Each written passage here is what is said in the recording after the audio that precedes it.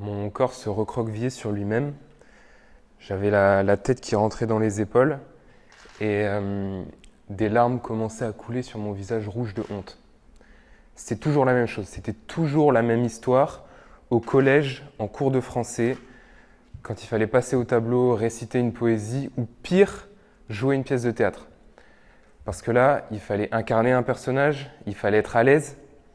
Et moi, j'étais pas du tout à l'aise. J'ai eu une enfance vraiment heureuse, mais ce moment-là, pour moi, c'était la pire chose qui pouvait arriver dans ma vie d'enfant. C'était ma plus grosse angoisse. Je savais qu'à un moment donné dans l'année, au collège, en cours de français, j'allais devoir passer au tableau et parler devant des gens.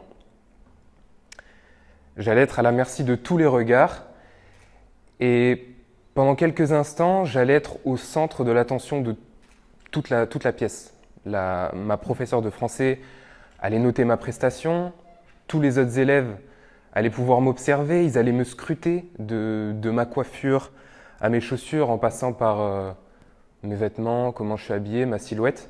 Ils allaient tout voir, tout. Que je ne suis pas à l'aise, je ne sais pas quoi faire de mes mains. Alors ce que je faisais, moi, c'est que je les mettais dans mes poches et j'avais un peu ce réflexe d'essayer de me faire tout petit, comme si c'était la meilleure solution pour éviter les éventuelles critiques ou peut-être esquiver le jugement ou peut-être si vraiment j'arrive à me faire le plus petit possible, ils n'allaient plus me voir. À ce moment-là, j'allais plus pouvoir me cacher derrière personne, j'allais plus pouvoir être sur mon bureau tranquillement derrière le dos d'un camarade quand la prof me donne la parole. J'allais être comme tout nu, sans défense, au tableau, devant une dizaine de paires d'yeux. À ce moment-là, quand la professeure prononçait mon nom, parce que c'était à mon tour d'aller au tableau, j'espérais qu'une seule chose, j'avais qu'un seul souhait, c'était de disparaître de la surface de la Terre, de plus exister. Tellement ça m'angoissait. J'y pensais depuis la veille et même le premier jour de la rentrée, quand on avait le premier jour de cours de français, je savais que ça allait arriver, qu'à un moment donné, j'allais devoir parler devant des gens. Alors, à ce moment-là, quand j'étais au tableau, j'espérais secrètement que la sonnerie retentisse et que la professeure nous dise que finalement, on va attendre la prochaine heure de cours pour continuer et comme ça allait me laisser un peu plus de temps pour me préparer et peut-être que si j'avais plus de temps pour me préparer, le jour J, j'allais être plus à l'aise et ça se passait jamais comme ça. J'avais beau avoir beaucoup plus de temps pour me préparer, le jour J, j'étais toujours en stress.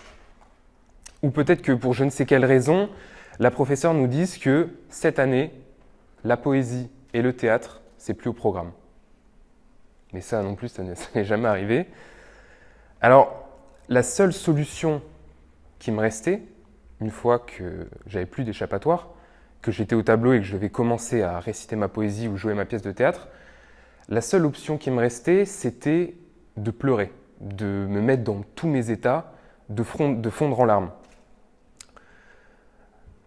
Comme ça, je pensais inconsciemment attendrir ma professeure, lui faire pitié pour qu'elle me dise « Tu sais quoi, Paolo, va te rasseoir, c'est pas grave. Je sais que pour toi, parler en public, c'est un exercice difficile. Tu es un enfant plutôt timide, réservé. Je vois que t'es pas bien, c'est pas grave. Rassis-toi, sèche tes larmes, c'est pas grave. » Ben ça non plus, ça n'est jamais arrivé. Au contraire, elle gardait un visage très froid et en me regardant, elle me disait « Continue, continue. » Elle me laissait au tableau, tout seul, tout transpirant, en train de pleurer avec vraiment un regard désespéré. Elle me laissait au tableau jusqu'à ce que le dernier mot du poème sorte de ma bouche. Je vous épargne les détails de la salle de classe parce que forcément, à cet âge-là et surtout en groupe, les enfants sont très méchants, donc ça n'arrangeait pas la situation. Une fois que j'avais terminé ma poésie ou ma pièce de théâtre, je me rasseyais à ma place, je regardais la professeure et je me disais à quel point je la détestais, je la haïssais. est-ce qu'elle est vraiment humaine? Pourquoi elle n'a pas vu à quel point ça me touchait, que cet exercice était difficile pour moi? Ça se voyait, pourquoi elle ne m'a pas dit de retourner à ma place? J'en suis même arrivé à un moment à me dire que, en fait, elle était sadique et qu'elle éprouvait un réel plaisir à voir des enfants de 11 ans souffrir. En fait, cette année-là, elle m'a enseigné une leçon qui allait me suivre toute ma vie et qui, de toute ma scolarité, pour être franc avec vous, c'est la seule leçon dont je me souviens encore. Parce qu'en mathématiques, le théorème de Pythagore, pour être honnête, je ne saurais pas vous le refaire aujourd'hui, et pour être encore plus honnête, je ne sais même plus à quoi il sert. Les conjugaisons des verbes en espagnol, j'ai tout oublié.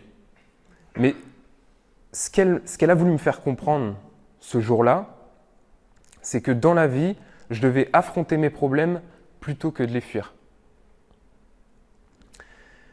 Et mon problème, moi, du plus loin que je peux me souvenir, c'est que j'ai toujours été assez mal à l'aise dans les situations avec les gens, dans les situations sociales. J'ai toujours eu peur du regard des autres, peur de leur jugement, des pensées négatives qu'ils pouvaient avoir à mon égard. Et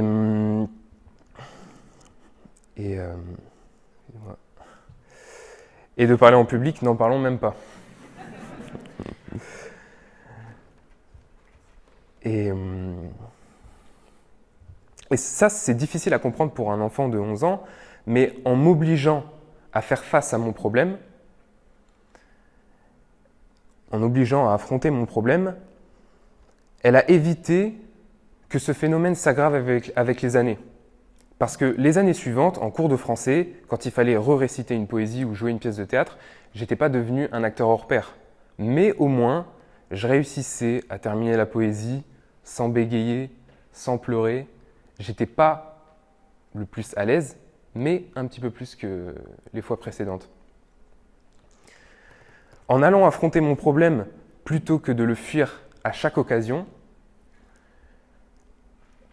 elle m'a aidé en quelque sorte à m'habituer à cette situation qui me terrifiait. C'est un peu comme quand tu regardes un film d'horreur, la première fois, quand arrive le moment qui fait le plus peur, tu vas sursauter et ton cœur va battre très vite pendant les 5 minutes qui suivent.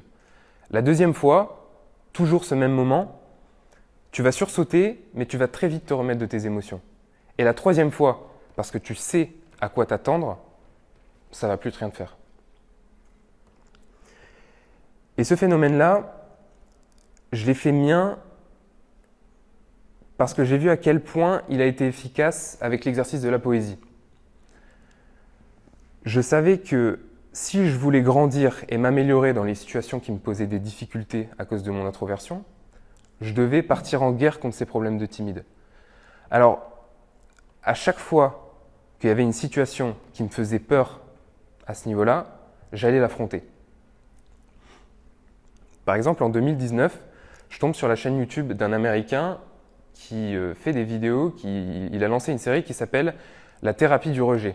C'est-à-dire que tous les jours, il allait dehors pour demander des choses très gênantes et très bizarres à des gens.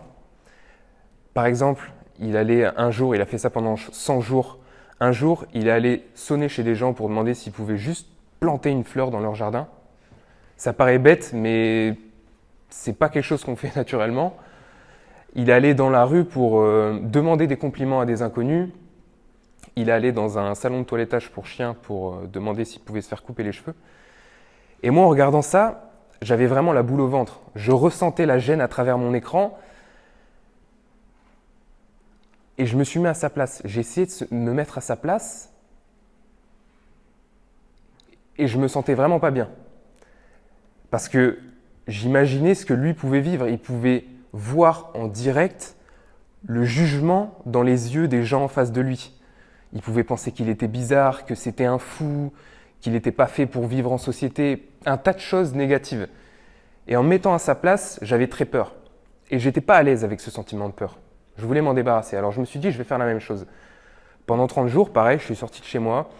Et tous les jours, j'allais demander quelque chose de très bizarre à des gens. J'ai défié des inconnus sur un 100 mètres dans la rue. Je suis allé chez Burger King et j'ai demandé à un gars qui mangeait tranquillement si je pouvais croquer dans dans son burger. Et ça se voyait qu'il n'avait pas très envie, mais je crois qu'il était très gentil, du coup il m'a laissé un morceau. Et tout ça, au final, en allant affronter mon problème, je me suis rendu compte de deux choses. Soit ça a créé des situations inattendues et qui étaient plutôt drôles, ou qui créaient des choses, qui créaient des situations intéressantes, ou alors quand je me faisais rejeter, bien sûr que ça faisait pas du bien. J'étais très mal à l'aise sur le moment, mais je suis pas mort. Et c'est ça qu'il faut retenir, c'est que j'ai affronté ce problème-là, et au final, je me rends compte que j'avais pas à avoir peur de ça. Récemment, j'apprends le mandarin tout seul chez moi, et je sais que la meilleure méthode pour progresser et pour m'amuser en même temps, c'est d'aller parler aux Chinois que je croise tous les jours dans la rue dans ma ville. Mais encore une fois, je me trouvais des excuses, un tas d'excuses en me disant que peut-être que ça se fait pas dans leur culture, ou peut-être qu'ils allaient croire que je me moque d'eux, ou peut-être qu'ils allaient se moquer de moi parce que mon chinois n'est pas assez bon. Et pareil, c'était encore un problème, je devais l'affronter. Ça me faisait peur, je devrais l'affronter. Alors j'ai pris mon courage à deux mains, et pendant une certaine période, j'allais commander mes bubble tea en chinois. Quand je voyais des Chinois dans la rue, j'allais leur parler et leur taper la discute. Et au final, encore une fois, en affrontant mon problème, je me suis rendu compte que ils étaient tous gentils et très patients. Et que c'était même, je pense, la meilleure méthode pour apprendre une langue étrangère et la plus gratifiante. Il y a 10 minutes, juste penser à l'idée de parler devant une audience plus nombreuse qu'une salle de classe, j'avais la trouille. Là, je suis un peu plus de la moitié de ma conférence et j'ai toujours pas pleuré, donc je pense que c'est pas mal. Fuir ces problèmes,